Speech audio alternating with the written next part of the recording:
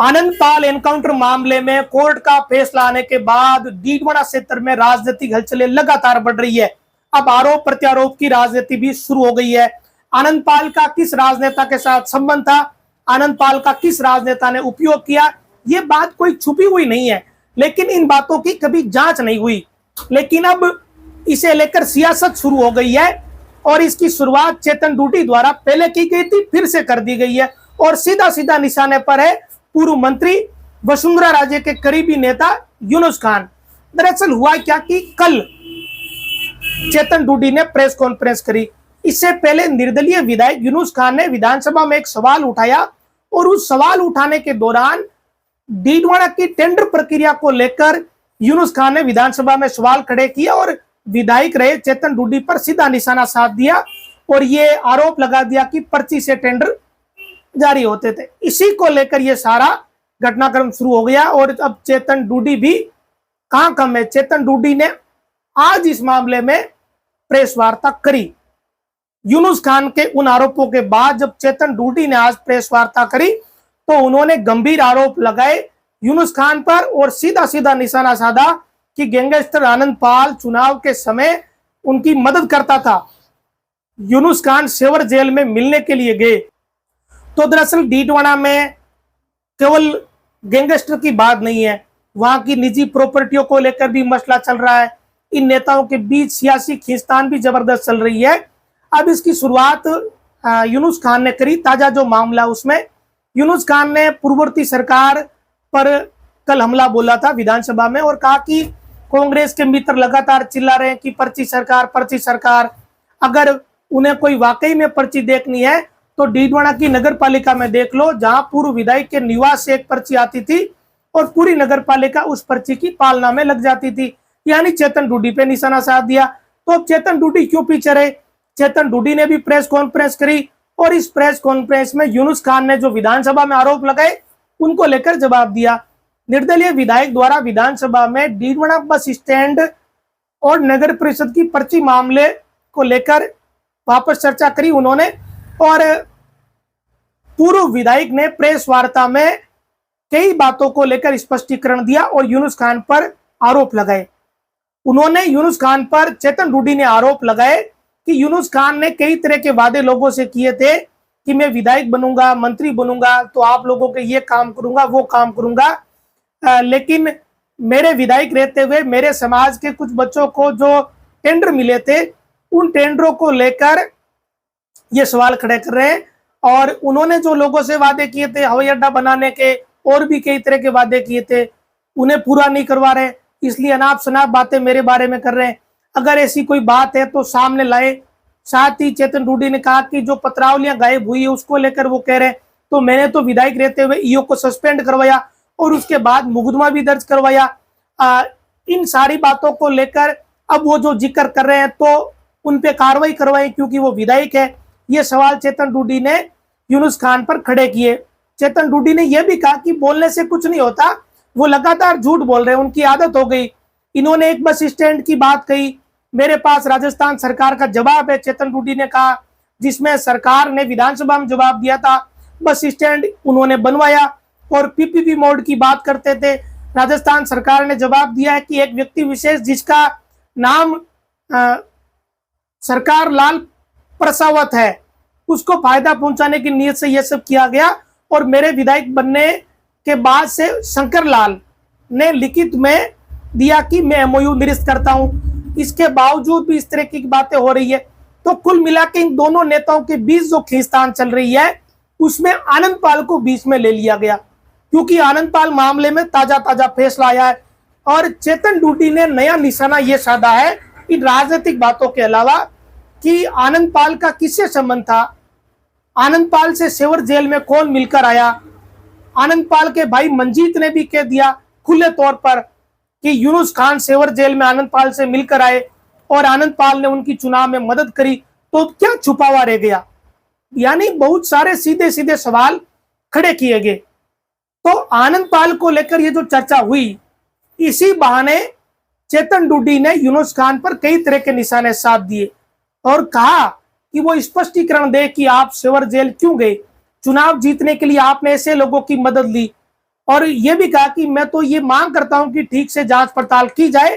तो जो जीवन गोदार हत्याकांड है और जितने भी हत्याकांड है उनमें कहीं ना कहीं इनकी बड़ी भूमिका पाई जा सकती है, इस तरह की आशंका है। और मुझे लगता है कि ऐसा देखने को मिलेगा। और यह भी कहा चेतन डूडी ने कि यूनुस खान खुद की कमजोरी छुपाने के लिए इस तरह की बातें करते हैं। और आनंदपाल के भाई ने खुद ये बात कही है कि मेरे भाई से मिलने के लिए ये सेवर जेल में गए थे। तो कुल मिलाकर ये सारा कुछ कोई छोटे स्तर पे नहीं हो रहा है। पहले तो आनंदपाल एनकाउंटर के मामले में ये फैसला आना, और उस फैसले के बाद ये तमाम तरह के घटनाक्रम होना, अब चेतन डूडी का ये कहना, तो ये कोई छोटी चीजें तो दिख नहीं रही है, ये है व्यापक बड़ी बातें। और इन सारी चीजों के बीच लगे हाथ चेतन डूडी भी यूनुस खान पर निशाना साध रहे हैं, क्योंकि उनको भी अवसर मिला है, क्योंकि चीजें हो रही है अलग तरीके से। चेतन डूडी तो उसमें मुझे ऐसा लगता है कि चेतन डूडी मौका ताड़ रहे और उन्होंने मौका लपक लिया। जाहिर सी बात है, जब एक इंटरव्यू में मंजीत पाल ये कह रहे हो कि उनके भाई ने यूनुस खान की मदद करी, तो फिर बाकी के लोगों को तो मौके मिलेंगे और वो मौके ताड़ेंगे। अब ये सारा कुछ शुरू इसीलिए हुआ कि यूनुस खान ने विधानसभा में चेतन डूडी पर आरोप लगा दिया और कहा कि यहाँ पर्ची पर्ची कर रहे हो आप विधानसभा में, असली पर्ची तो डीडवाना नगर पालिका में देखो, जहां पूर्व विधायक के निवास से पर्ची आती थी और उसी हिसाब से टेंडर मिलते थे। ये आरोप चेतन डूडी पर इसलिए लगाया कि विधानसभा जब वो विधायक थे चेतन डूडी तब ऐसा होता था, ये कहना है यूनुस खान का। तो ये आपस में इनके खींचतान काफी समय से चल रही है, कोई नई बात तो है नहीं। डीडवाना नगर पालिका क्षेत्र की जमीनों को लेकर चल रही है, वहां राजनीतिक खींचतान भी बड़ी है और इन सारी स्थितियों के बीच कुछ जमीनों के मसले हैं, तो इस कारण से ये खींचतान चल रही है। चुनाव के दौरान भी बहुत सारे घटनाक्रम हुए थे, किसी ने कहा कि कोई वीडियो आ रहा है, कुछ फोटो वायरल हो रहे हैं, तो ये सब कुछ ऐसा ही नहीं हुआ। और उसके बाद यूनुस खान चुनाव जीत भी गए, अलग अलग गाँव में अलग अलग बातें फैली थी। तो भाई राजनीति में सब चलता है, तो जब वापस मौका मिलेगा तो वापस आदमी मौका लेगा। तो ये एक दूसरे से बदला लेने की स्थितियां हैं, चेतन डूडी हो या यूनुस खान हो। आनंदपाल वाला नया बहाना है क्योंकि नया अब आदेश आया है, ये वैसे चल अलग तरीके से रहा है, लेकिन चेतन डूडी भी इस चलती गाड़ी में सवार होकर यूनुस खान पर तीर मार दिए। मौका मिलेगा तो कोई क्यों नहीं मारेगा। हालांकि मंजीत पाल के भी आरोप गंभीर है, और वो जो आरोप गंभीर अगर उनकी जांच हो गई तो फिर खेल कहीं भी पलट सकता है, क्योंकि मंजीत पाल ने ये कहा है कि आनंदपाल की जब हत्या की गई, उनकी तरफ से यह आरोप है, तो उससे पहले विद्या प्रकाश के पास एक कॉल आया और उसी के बाद आनंदपाल को गोली मारी गई। तो वो वैसे भी एक बात क्वेश्चन मार्क है कि मंजीत पाल या रुपेंद्र पाल का जो बयान है और मंजीत पाल का जो आरोप है, उसमें यह कहा गया है कि एडिशनल एसपी तत्कालीन डीएसपी विद्या प्रकाश के पास एक कॉल आया। तो वो कॉल करने वाला कौन था? क्या वाकई में विद्या प्रकाश के पास कोई कॉल आया था?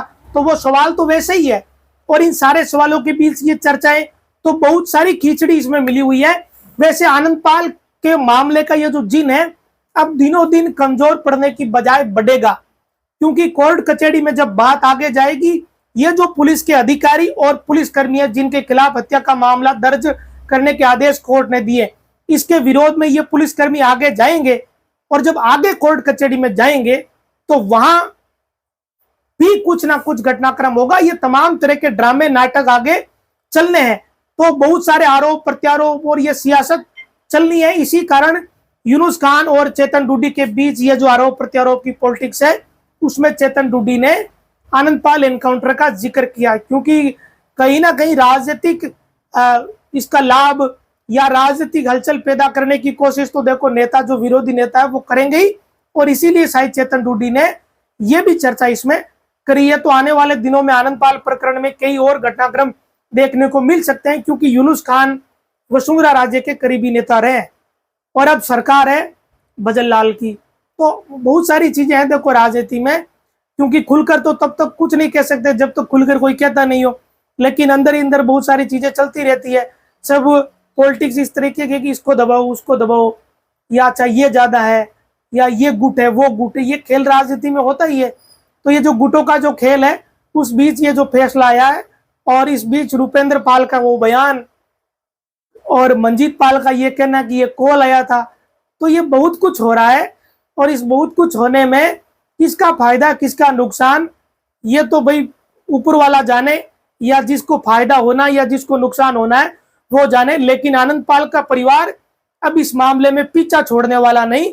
एक तरीके से तब का वो घटनाक्रम अलग था, लेकिन आज स्थिति अलग है। तब लोगों ने उन पुलिस अधिकारियों को सिंघम कहा था, एनकाउंटर स्पेशलिस्ट या पुलिस के कोप, इस तरह के नाम दिए थे। लेकिन आज उनके बारे में ये चर्चा करने वाला कोई नहीं है, क्योंकि एनकाउंटर के जो आदेश है या जो स्थिति है, पॉइंट जो 23 पॉइंट का जो आदेश है उसमें स्थिति अलग दिख रही है। तो अब इन सारी स्थितियों के बीच कोई ना कोई राजनीतिक चर्चा होनी है। नमस्कार।